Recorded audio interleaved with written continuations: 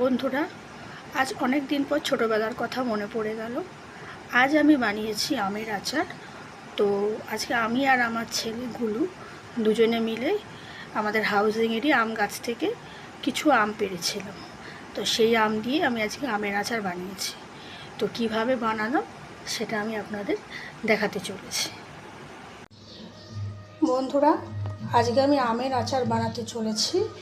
তো তার জন্য লাগছে কাঁচা আম কাটা, নুন আর হলুদ আর একটু চিনি দিয়ে মিশিয়ে রেখেছি, অল্প নুন দিয়েছি, আর ধনে জিরে গুঁড়ো রোস্ট করে গুঁড়ো করে নিয়েছি, আর শুকনো লঙ্কাও দিয়েছি, আর একটু মৌরি।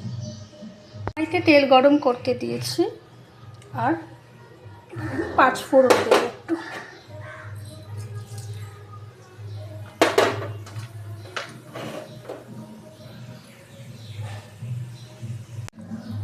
এবারে আমি আমগুলো কড়াইতে ঢেলে দেবো।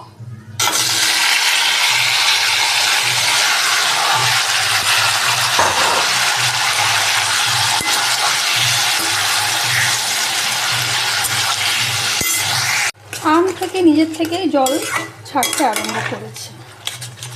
চিনি কিন্তু আর আমি অ্যাড করিনি, অল্প করে নুন আর চিনি দিয়ে আমটাকে আমি মাখিয়ে রেখেছিলাম হলুদ দিয়ে।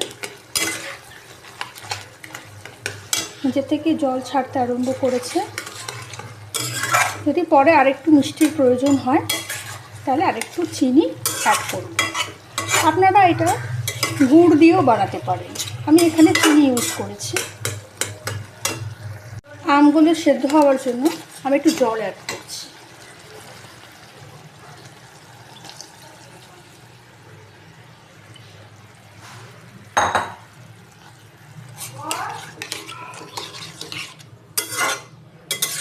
জল অ্যাড করে ঢাকনা দিয়ে একটু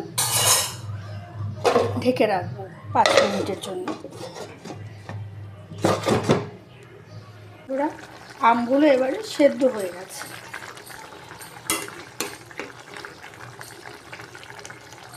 আমগুলো সেদ্ধ হয়ে গেছে। এবারে আমি ভাজা মশলাগুলো দিয়ে দেবো, যেটা বানিয়েছিলাম, ধনে জিরে শুকনো লঙ্কা মৌরি।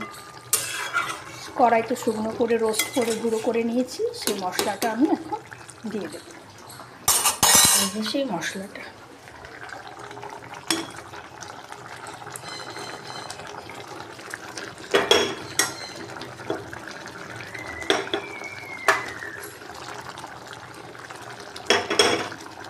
এই যে মশলা দেওয়ার পরে এমন অবস্থায় এসছে,